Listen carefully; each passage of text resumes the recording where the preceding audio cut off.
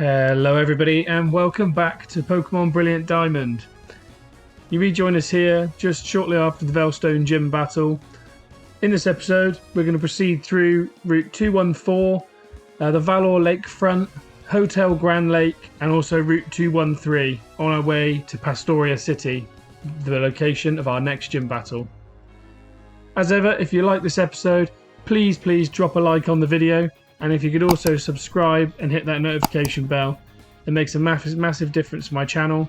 And also it means that you'll get daily reminders when I upload my videos. I upload every day at 1 PM, so you can keep up to date as I keep bringing out more of this series. And thank you in advance. So, back to the game. So there are quite a few trainers available on this route. There are actually two paths down this route, one down the right, one down the left. Going down the left has fewer trainers and wild battles, but does require the use of your HMs, which doesn't really matter too much in this game, but obviously in original Diamond and Pearl, when you were required to have HM slaves, it would be easier normally to go down the right. In this game, it doesn't make much difference. But we are going to go down the right anyway, battle all the trainers, catch all the Pokemon available, and then proceed. So you'll see on this right hand side there are a couple of berry trees you can pick up, 8 berries in total, and that's just to the right of the first battle which we skipped through, which was against Psychic Abigail, who had 3 Pokemon. She had a level 22 Gazly, a 23 Misdreavus, and a level 24 Cadabra. And now, whilst running round, we've actually made enough steps to hatch the egg we were given. So to see what that is, it is a Happiny, which I believe I've already revealed that was what was in the egg. So Happiny is the baby form of Chansey. It loves round, white things. It carries an egg-shaped rock in imitation of Chansey. So we of course already have a Chansey, so we'll just be leaving this as a Happiny for now and taking the Pokedex entry. I have no interest in training up Happiny, so I'm just going to replace it with something else that we might as well get some XP in. Maybe Budew can come back in. Again, not really a Pokemon I'm interested in training either, but it's better than a level 1. So there are 2 new Pokemon available on this route. We will find those now. The first one is a Graveler, which is the evolved form of Geodude. Gravelers are pretty useful as they're strong defensively and can be used for setting up moves like Stealth Rock. However, to evolve it can be quite tricky, as to evolve Graveler into Golem you are required to trade. So if you don't have someone handy to trade your Graveler with, it may not be worth using, as you can't get its evolved form, at least until online trading becomes available on this game. I don't have one yet, however I do have a friend I can trade with as well, so I'll be adding this to my Pokedex and then probably doing a trade, then trade back, just to make sure we have this stored in the box. It can be either really easy or really difficult to catch, mainly because it can be difficult because it could use the move Self-Destruct, which is why I went out with Haunter, but it can also have the ability Sturdy, which you saw there. So if it doesn't self-destruct, you can get it easily down to 1 HP without a move like False Swipe. So the second Pokemon available in this route that we haven't seen before is this. This is Girafarig, which is a Psychic type Pokemon based off of a giraffe, as you can see. It's quite interesting. So it's Psychic and Normal type, which is an interesting typing and one we haven't seen before. Battle-wise, it's very average. It has half-decent special attack and speed, but nothing exceptional. Lower than Pokemon like Gengar, etc. So you'd be much better off getting a Gengar or an Alakazam, for example, if you wanted a Psychic type. Yeah, I wouldn't recommend using it. So we did, in the last episode, go through the Grand Underground, and I promised an update based on what we did in that episode. However, we didn't end up actually doing all that much in the half hour we were down there. What we basically did was we just went around digging up a hell load of statues, because we needed a lot more statues so we can in the future use those to increase encounter rates of different types. We also got quite a few gems, which when I find a trader, we'll have a look and see what we can trade for, and hopefully there'll be something useful in there. And then we caught a couple of Pokemon, not too many. We caught a Skorupi, which is like a small scorpion Pokemon, poison type, that evolves into the Pokemon Drapion, or Drapion, which is a very strong Pokemon, and I'm considering adding Skorupi to my team. If I do, however, I will go back and find one with the nature that I desire. But there's a high chance that ends up being in my team, as at the minute Haunter doesn't appear to be that strong. He's a bit too much of a glass cannon, whereas Drapion has high defensive stats, so will be more useful. And as he has the Dark and Poison type, I could use Dark against Ghost and Psychic types, and the Poison typing, same as what I was planning for Gengar, will be useful against Fairy types. The other Pokemon we caught while in the Grand Underground was a version exclusive to Brilliant Diamond, which was a Cypher. Scyther is actually a really decent Pokemon to use. It's got mediocre HP, half decent defense and special defense, but good speed and attack. So it's pretty good as a sweeper for your team. However, to evolve it, you do have to trade it whilst holding the item Metal Coat, which we don't currently have. And if you're unable to trade, then it's no use to you. However, its evolved form Scissor is exceptional. It has the same total IVs as pseudo-legendary Pokemon like Garchomp, with exceptional attack, exceptional defense, really good special defense, and an average speed and HP. So really usable. But anyway, back to the episode that's happening in the background while I'm talking through this. So I have fought 2 trainers before coming to this here. The two trainers I skipped was P.I. Carlos and Collector Brady. P.I. Carlos uses 3 Goldines, level 23, and Collector Brady uses 3 Ponytas between level 20 and 24. And then this trainer here is using a Pokemon, or was using a Pokemon that we haven't seen before, which is Wormadam. So this trainer is Beauty Devon. Wormadam is an interesting Pokemon as it has all different forms it can take, or 3 different cloaks they're called. And if you take the Pokemon to certain areas, you can change the cloaks on them. So it has the cloak we just saw there, which was the plant cloak. It also has a sandy cloak and a trash cloak. And this Pokemon's typing actually changes depending on what cloak it has on. If it has the plant cloak, as you can guess, it will be bug and grass type. If it has the sandy cloak, it will be bug and ground type. And if it has the trash cloak, it will be bug and steel type. So something really interesting there. So just below Beauty Devon, there is Psychic Mitchell here, who uses a Haunter and a Cadabra, both level 23. Not a Pokemon I think we've fought in battles before, or particularly Haunter, so I'll let this play through.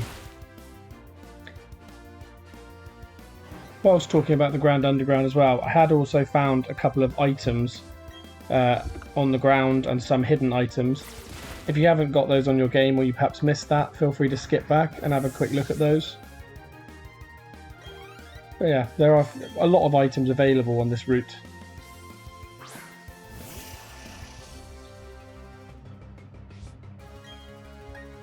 So here's his Cadabra. So Cadabra is another Pokemon, a bit like Haunter, that has high special attack and speed, but not particularly good defensive stats. So if it can go first and hit you, it will hit hard. However, if you can hit in first, you'll tend to do a huge amount of damage. So in this case, it was taken out in 1 hit, which is pretty simple. So proceeding down south again in this route, you'll see I have the dowsing machine out quite a lot, as there are a lot of hidden items on this route, and the dowsing machine can help to reveal them. I'm going to try and skip all the grassy sections as we've already caught everything we need.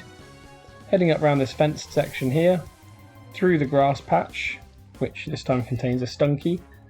There is another item on the floor, so we'll quickly run away from this.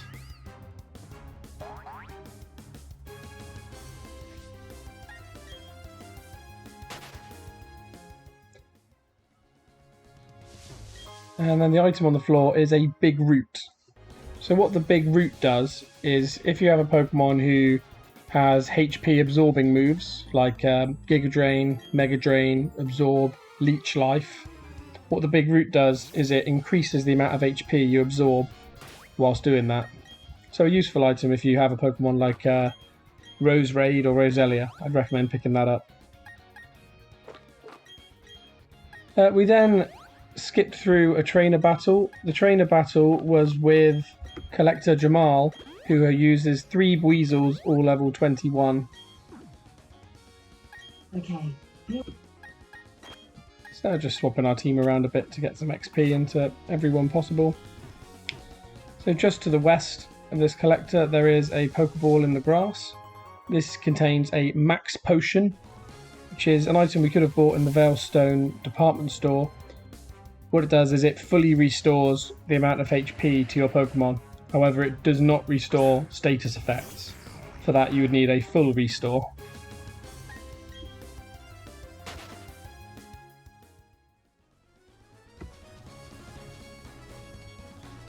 Continuing back up the left path then. Not sure why I've binged this, because I think this is where we found the item earlier, but there is another item around here somewhere.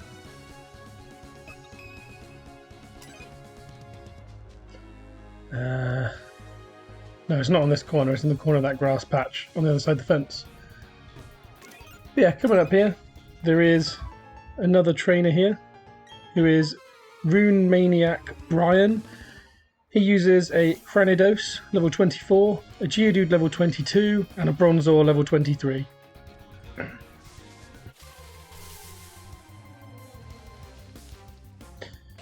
So within the grass patch, on the way to this hidden item, there is another trainer in here. Once we've run away from this, we'll see who he is. So this trainer here is Collector Douglas. He uses 3 Roselias, level 20, 22, and level 24. Now there's a hidden item somewhere around here. If my Infernape will get out of the way. Not seeing it. Where is it? Oh, I'm stood on top of it, that's why, I think. Yes, I am. I stood directly on top of it. So, if I move out the way, there we go. Yeah, so there's a tiny mushroom, invisible, and under this corner. So now we've got that, we can continue heading up the north way. Of course, as I said at the beginning, you can always just do this in reverse. You can come down the left way and then back up the right. It really makes no difference whatsoever. So just up here, there is a trainer. This is Ruin Maniac Hunter. He uses 1 Pokemon, which is a Shieldon level 26. He actually, annoyingly, knew a Dark type move, which did a lot of damage to my Haunter, so I'll quickly heal that up. As I said, I'm not particularly impressed with Haunter. It's definitely too much of a glass cannon. Its defensive skills are just not strong enough, so I think I will replace that probably with Drapion or Drapion, the evolved form of Skorupi. Just check there's no item in this grass, but I don't believe there is. Nope. So yeah, now you can proceed back around the side, you don't have to go through the grass patch. And there is a small cave here, which is right by the left-hand side entrance if you're coming down the opposite way. In here, you'll find this Ruin Maniac who's digging, and he says he's fascinated with the unknown and wants to challenge you to a race. So what will actually happen is, for every single different type of unknown that you catch, so every single letter, this cave will actually continue further and further. Once you've caught all the types available within the Salacian Ruins, that tunnel will then reach its peak, and you'll then be able to catch 2 further types of unknown, which is the question mark and the exclamation mark. Down the right hand side there's one hidden item that I missed. That's just in this little bald patch of grass in this fenced area, and that's a heart scale. Get out of the way, Infernape. So what a heart scale does is you can give it to the move relearner, who is in one of the towns coming up, and he will teach your Pokemon one of a move that they could have learned already, and that includes on their evolved forms. So for example, if I used it on Infernape, I believe I can learn moves like Flamethrower and Flare Blitz, which I haven't had the option to learn through levelling it up. Just realised I haven't done the honey on this tree as of yet, so I'm going to quickly run around here and do that. One thing I forgot to mention is that in the Ruin Maniac's cave, the cave with the man with the unknown, if you run around there long enough, there are 2 encounters you can have within that area, and there is, you could have a Geodude or a Hippopotas. I think it's Hippopotas. The encounter rate of Hippopotas changes depending on how many unknown you've caught. So if you have fewer than 10, Hippopotas will only have a 5% encounter chance. If you have between 10 and 25, 10%, and 26 or more will have a 20% chance. If you want to add that to your Pokédex, then you can catch it there. I'm actually not going to do that now, as I have planned to go into the Grand Underground in the future, and I know it's available there, and I will definitely pick it up while I'm in there. So heading down to the south of this route, you can then access the Valor Lakefront, which is this area here. To the western side, through all this grass, you can find a hidden item inside one of the trees. So there's nothing new available in this route. The Pokemon available here are Geodude, Girafarig, Bibarel, Graveler, Staravia, and Kricketune. So all things we've encountered previously, so there's no need for us to run around trying to catch anything.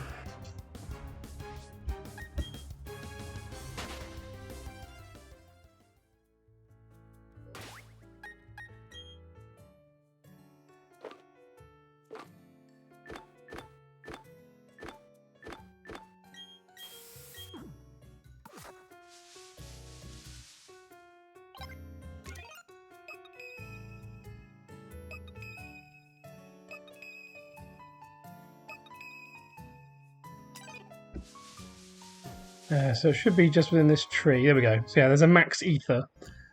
So where an ether restores the PP of one of your moves when you use it, a max ether, when used on your Pokemon, will restore the PP of every single one of its moves.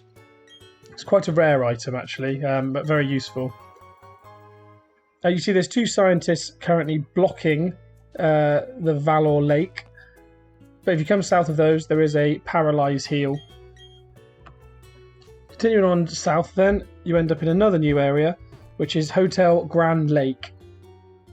There's an item through here which we can't actually access until we have the HM for Rock Climb. We are unable to head off to the east and to Sunny Shore City, as this man here says there's been a blackout, so he's blocking people from going that way. So we'll have to continue on and go south instead. But if you speak to this girl here stood outside of her house, she'll say that she's dropped her sweet key and is unable to get into her room. She said she'd had it near the reception. So when we get towards the reception, we will have a look for her key. In the meantime, there is this here, which is 7 Stars Restaurant. Currently, because of the time that I'm playing this game, 7 Stars Restaurant is not actually open. But if you access it from between 9 AM and 11 PM, there will be trainers available in here. And these trainers will actually change on a daily basis. So you could have a random trainer. Some of the Pokemon you can see in here are very different to what we've seen before. Some are very much the same. I think one of the unique ones is, I think you can see a Finneon, which we have yet to see. Anyway, continuing down to the south, this here is the entrance. So this is where the girl mentioned that she dropped her sweet key. So we will have a look for that. The building just to the west of the entrance, if you come through here, you'll see this clown. If you speak to him, he'll give you some TM92s. So TM92 is for a move called Trick Room. What Trick Room does is it makes the Pokemon with the lowest speed go first. So it almost flips the way that the speed stat works. It's quite useful if you have a Pokemon who's really slow but really powerful. Anyway, carrying on looking around. There's not a huge amount to see, but if you come south of this pool, there is a bottle of PP Up. So PP Up is a vitamin that, when used, you can increase the PP of one of your moves. So if you have a move that you only have, say, 5 uses of, a move like Hyper Beam or Close Combat, you can increase that to then to 6, and further on, the more the vitamins that you use. So just outside the entrance, you'll see we use Dowser Machine, and we have found the Sweet Key. So if we run back around this way, we can give it to the girl stood outside her room, so she can get in. She will say thank you and then enter her suite. If you follow her in and speak to her, she will give you a reward. The reward she gives you is an item called a Lava Cookie. So a Lava Cookie is an item familiar in the Hoenn region, though not so much here, in that what it does is it basically works like a full heal. It will restore any status ailments. Not particularly valuable, but still worth getting while you're here. So now we've done everything and got everything we can there for now. If you head down through the Grand Hotel entrance, you will exit out onto Route 213. So just west of the exit, or entrance rather, to Route 213, there is a red shard on the floor. And then there is also a couple of trainers on the beach. The trainers don't use anything particularly fantastic. The first up is there's a Tuber Chelsea who uses a Bibarel level 23.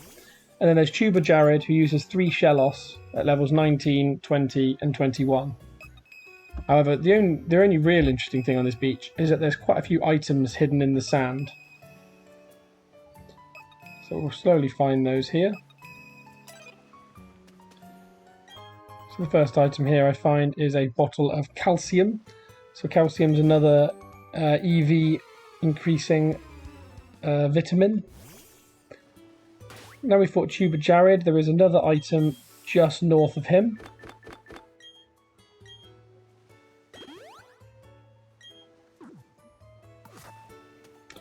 And the item on the ground just north of him here is a Great Ball. Oh, and there's a Super Potion rather. I was pretty sure it was a Great Ball, but there is a Super Potion as well around, a Great Ball as well around here. See if I can find it.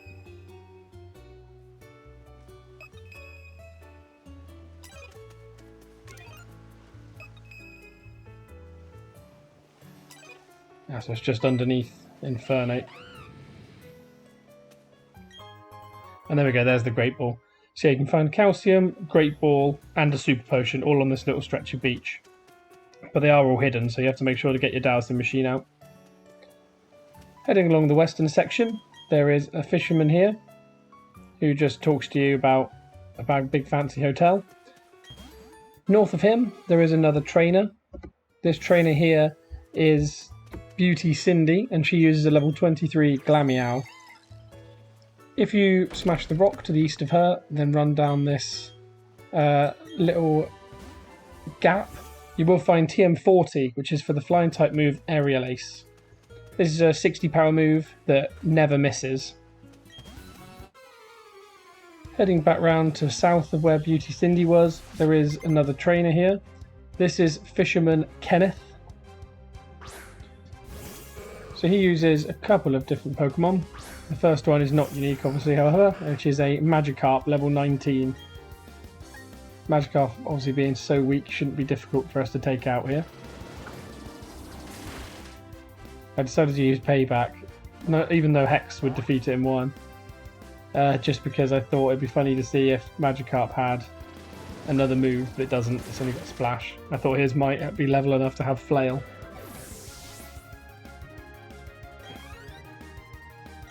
So his second Pokemon is the fish Pokemon Remoraid. So Remoraid is a water type that eventually evolves into Octillery, I believe at level 25. And it's also, Remoraid is also needed for evolving the Pokemon Mantike into Mantine, which is quite interesting. You have to have Remoraid in the party for that evolution to happen. This confusion is rather awkward, but hopefully this will take it out. There we go, so that's Remoraid. And the last Pokemon he uses is rather out of the blue, significantly stronger than the other two. His last Pokemon is actually a Gyarados, the evolved form of Magikarp, which is very, very strong. So we'll switch out to Luxray for this, for the super effectiveness. With Gyarados being water and flying type, it's 4 times weak to electricity, so we'll definitely just take this out in 1 with Luxray. Definitely don't want to let it hit us, as Gyarados does have pretty exceptional attacking stats.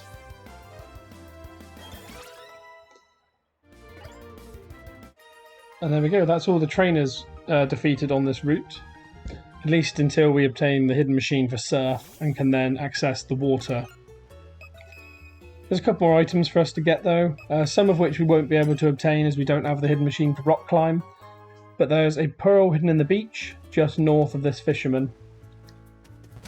If you come into this house, there's nothing particularly useful in this house, but if you speak to Dr. Footstep, he'll just have a little read of the footsteps of your Pokemon. So I thought for fun I'd make him do it for Haunter, as obviously it doesn't have any footsteps as it floats.